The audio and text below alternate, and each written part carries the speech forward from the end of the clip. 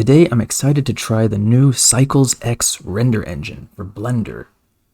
I'm going to be comparing the current 2.92 version of Blender. That Cycles is apparently 10 years old, that render engine. So, I want to try rendering this skirt that I developed.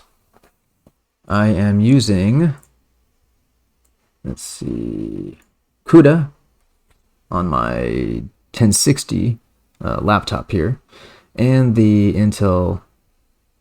For some reason, I can't render OptiX. I thought CUDA was capable, but I don't know. Can anyone help me in the comments there? I thought that was capable. So, we're going to render at 100% resolution, just this render border here.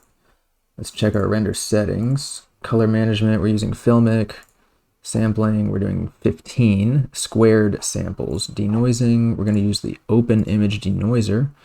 I'm not sure how the other one holds up. I can't do OptiX, sadly. What kind of performance? I found that 64 by 64 tiles is the fastest when it comes to combining the CPU and the GPU. Spatial splits sometimes can save me a few seconds. I imagine that would be useful for an actual animation, but it depends.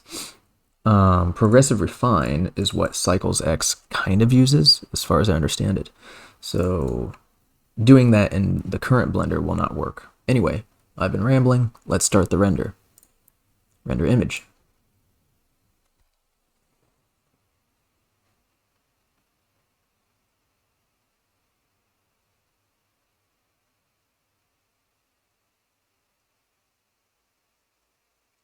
You have to keep in mind as well that I'm currently using OBS and, system services.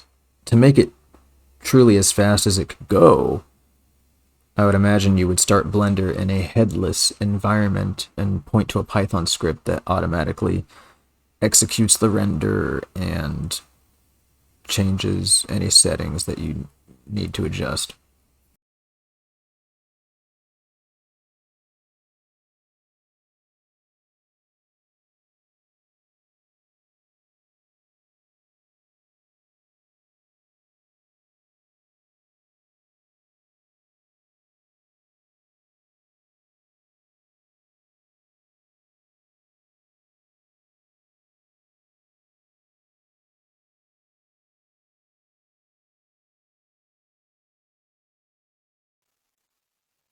All right, it's finally done at 11 minutes.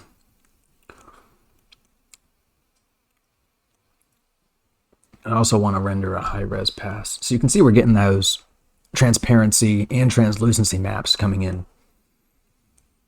And we got a little bit of the bump map showing right here on this, right here. We got a little bit of shadow here. So that's working, that's nice.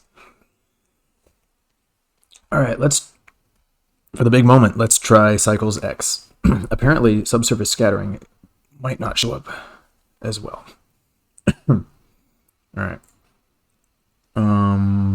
Did I save anything? Or I might have. Okay, we're just going to save it real quick. Close it. All right, now let's open up Cycles X. This is Blender 3 Alpha. All right, what kind of differences do we have here? Performance, auto detect. Yeah, there's no tiles. There are no tiles. Open denoising. So we don't have the NVL or whatever it was. We don't have that anymore. Passes, color, albedo, normal. I don't know. This color. What does albedo mean? What does albedo mean? I need to research. I don't know. No, what's pattern? What do you mean? Square samples, yes. Okay, 15. All right, filmic log. Okay. All right. So, Preferences, we're still using CUDA. OptiX can't use it still. Okay. So be it. All right, let's do a render. Okay, synchronizing. As you can see, it's like doing the progressive refine style. There's no tiles. And there's no estimated time up here in the corner. All right, there's no estimated time.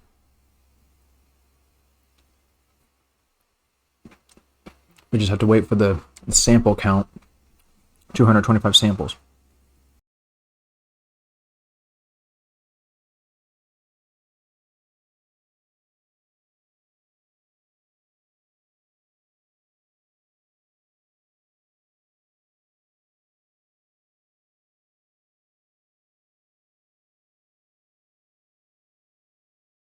Wow.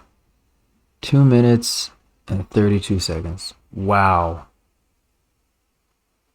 Wow, incredible. And the quality's like still there.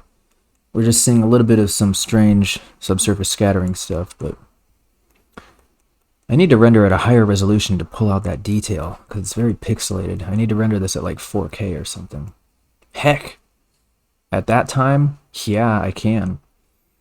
So where are we getting most of our awesome detail with this shader?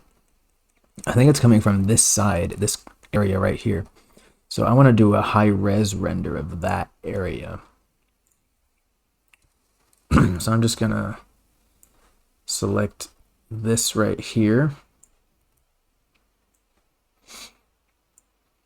And I want to render that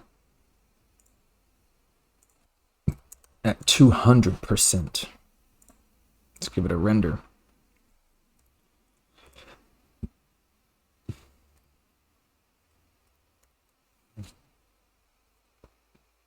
See how much detail we can bring out of this. Wow, 3 minutes. Man, so clear.